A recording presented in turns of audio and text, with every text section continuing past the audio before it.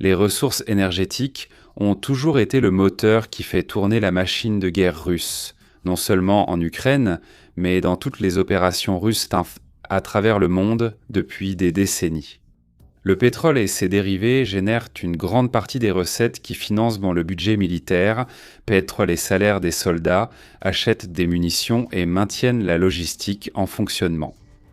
Chars blindés, avions, camions et approvisionnements dépendent d'un flux constant de carburant. Sans lui en quantité suffisante, les opérations sur le champ de bataille perdent de leur rythme, les lignes d'approvisionnement deviennent vulnérables et le rythme des offensives diminue. C'est pourquoi les attaques contre les raffineries et les terminaux pétroliers ne sont pas seulement des coûts économiques, elles frappent directement la capacité de la Russie à soutenir une guerre prolongée. Au cours des dernières semaines, l'Ukraine a clairement intensifié sa campagne d'attaque à longue portée avec des drones contre des cibles énergétiques et logistiques à l'intérieur de la Russie. L'un des coups les plus visibles a eu lieu début juin, lorsque des drones ukrainiens ont frappé le terminal pétrolier de Saint-Pétersbourg. Le site, l'un des plus grands complexes de transbordement de produits de pétrolier de la mer Baltique, a pris feu avec des flammes intenses qui ont illuminé le ciel de la ville. L'attaque a eu lieu précisément le jour de l'ouverture du Forum économique international de Saint-Pétersbourg, un événement de grande importance pour le gouvernement russe. Des images satellites ont montré plusieurs réservoirs de stockage endommagés et une colonne de fumée noire visible à des kilomètres à la ronde.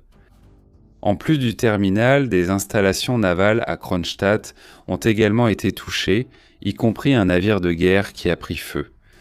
Quelques jours plus tard, l'escalade s'est poursuivie. Des drones ukrainiens ont mené de lourdes attaques contre Moscou. La raffinerie de pétrole de la capitale a été touchée à plusieurs reprises en peu de temps, avec des incendies confirmés, entraînant des interruptions des opérations. Les attaques ont affecté non seulement la production, mais ont également provoqué des alertes dans les aéroports et des interruptions du trafic aérien dans la région. D'autres oblasts russes ont ressenti l'impact. Des raffineries à Yaroslavl, Volgograd, Nijni Novgorod, Perm et Ryazan ont été la cible d'attaques à différents moments. Au total, 8 des 10 plus grandes raffineries du pays ont subi des dommages depuis le début de la campagne la plus intense. Dans plusieurs régions, la capacité de raffinage a diminué, affectant à la fois l'approvisionnement intérieur et les opérations. En Crimée, trophée et symbole du pouvoir de Vladimir Poutine, le problème est devenu particulièrement visible. Le manque de carburant a conduit à la suspension des ventes d'essence aux particuliers dans certaines régions. Les routes d'approvisionnement vers la péninsule, déjà sous pression, ont subi des interruptions. Le gouvernement russe a organisé des livraisons supplémentaires terrestres et maritimes pour tenter de stabiliser la situation. Ces attaques ne se limitent pas à détruire du matériel. Elles réduisent la capacité de la Russie à produire du carburant à grande échelle, limitent l'approvisionnement en diesel et en essence pour les troupes en première ligne et créent des goulets d'étranglement logistiques. C'est parce que les véhicules militaires consomment de grandes quantités de carburant lors des opérations offensives. Pour avoir un accès complet à cette vidéo et regarder des vidéos exclusives qui ne sont pas accessibles au public, devenez membre exclusif de la chaîne pour seulement 7 raies et 90, soit 7,99 RR par mois. Lorsque les raffineries fonctionnent en dessous de leur capacité ou s'arrêtent pour des réparations, l'effet se répercute sur le champ de bataille. Des analystes occidentaux observent que la campagne ukrainienne a contribué à ralentir le rythme des forces russes dans certains secteurs de la ligne de front. Le 28 juin, Poutine a réuni des responsables et des dirigeants du secteur énergétique au Kremlin. C'est là qu'il a admis publiquement ce que l'on ressentait déjà dans les stations-service de plusieurs régions. De longues files d'attente, des difficultés à trouver certains types de carburant et un déficit temporaire. Poutine a affirmé que la Russie traverse une période difficile, mais il a assuré que les obligations sociales seraient respectées. Pour faire face à la situation, le gouvernement russe a commencé à utiliser les réserves de carburant accumulées et qui sont déjà en train d'être libérées sur le marché intérieur. Même avec l'utilisation de ces réserves, les stocks d'essence restent proches des niveaux enregistrés à la même période de l'année précédente, autour de 1,7 million de tonnes, avec une légère diminution d'environ 4%. Poutine a détaillé les mesures en cours, les maintenances, les plus grandes raffineries fonctionnent à pleine capacité.